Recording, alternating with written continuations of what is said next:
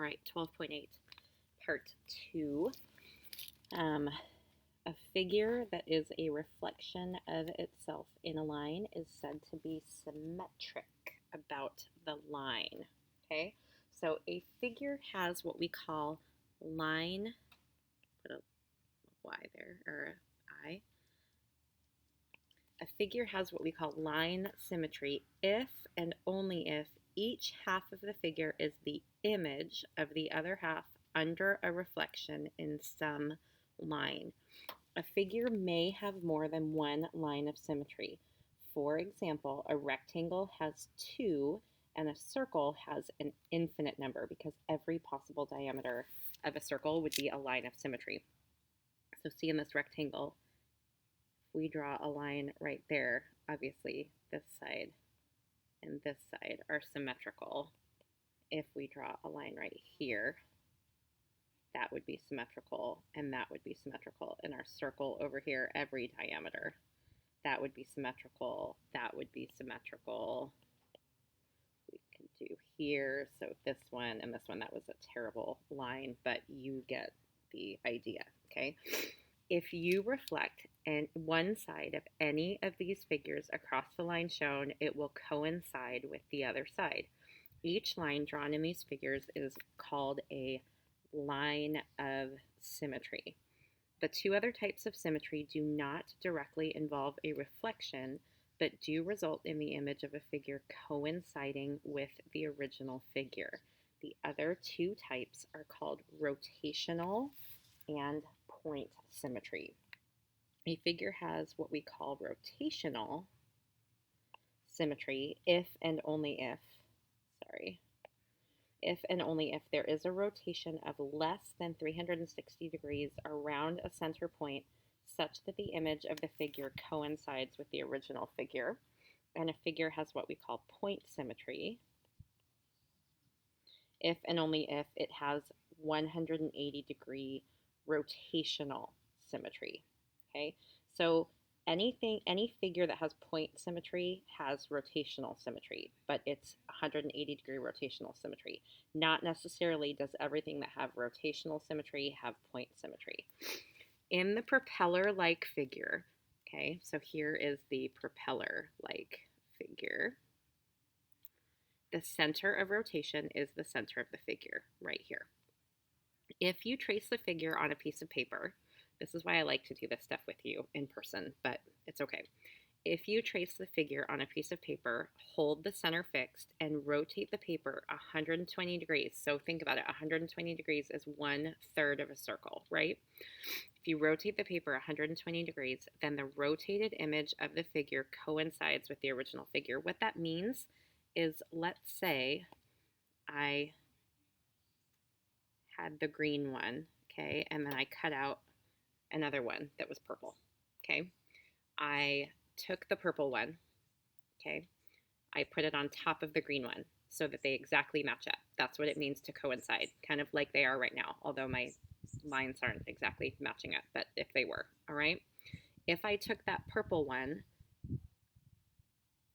picked it up, rotated it 1/3 of a circle, 120 degrees, okay, this little kind of petal looking thing would end up rotating around to here, and it would end up matching up with this one, right? Okay. If the figure is rotated 240 degrees, so another 120, so 2/3 of a circle, it would coincide with the original figure as well. Okay, so hopefully you guys can kind of see this in your head as we're working through this. I'll have some things that we can look at when we do our Zoom call to review this tomorrow. But hopefully you can kind of see how this works. Multiples of a smaller rotational symmetry such as this one often are not stated. Doing a similar exercise with the second figure, okay, our oval, shows that it has 180 degree rotational symmetry, which means that it also has point symmetry, okay? So what we could do, we could have one oval.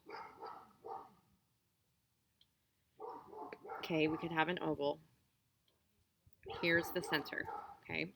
Here's the center. If I drew another oval, cut it out, put it on top, If I only rotated it 90 degrees, halfway, if I had another oval, okay, if I had another oval, if I had a green one, okay, picked up that green one and I only rotated it 90 degrees, that would end up kind of like this, okay? That's not symmetry, right? Okay, because those aren't lining up. But if I rotated it another 90 degrees, so exactly 180 degrees, then it would completely coincide with the first oval, all right? So that's why this oval has what we call 180-degree rotational symmetry. And anytime a figure has 180-degree rotational symmetry, that means it has point symmetry, okay? Connecting every point on the figure with its image gives a set of concurrent lines through the center of rotation. Two such lines are shown as dashed lines. So here they are, right here, okay?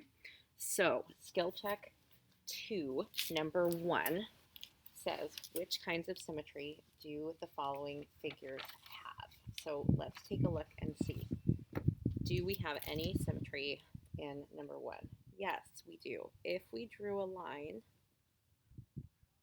and bisected that angle, okay, we have a mirror image on both sides, okay? So this is line symmetry, okay? Number 2, we could draw a line right here and we would have symmetry on both sides. So again, we have line symmetry in the heart. Number 3, what do we have in number 3? Well, we could draw a line here, or a line here, or a line here, or a line here. Okay, so tons of line symmetry in that one. Do we have any other types of symmetry in this one? The answer is yes. We do have rotational symmetry. If this is the center of the rotation and I draw another figure just like that, I cut it out, I pick it up. If I turn it 90 degrees, it's going to line right up, okay? If I turn it another 90 degrees, it's going to line right up again. 90 and 90 is what, 180? So it has 180-degree rotational symmetry as well, which means it also has point symmetry, okay? It also has 270-degree symmetry right here, okay? Number 4, does it have symmetry? Yes, it does, okay? We can rotate this guy 180 degrees and it's going to coincide. So it has rotational and point symmetry, okay? How many lines of symmetry can be drawn through the following figures? Okay, number 5, that is a terrible square. Okay, that is an awful square, but 1, 2, 3, 4, okay, 4 through there. An ellipse, okay, very similar to an oval, okay, as up above, up here.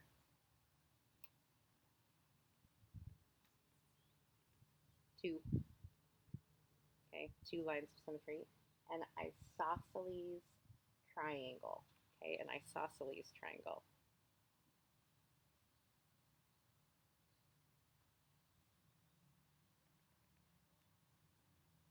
1, okay, a plus sign. There's our plus sign right there, okay. How many lines of symmetry can we draw through that? 1, 2, 3, 4. 4.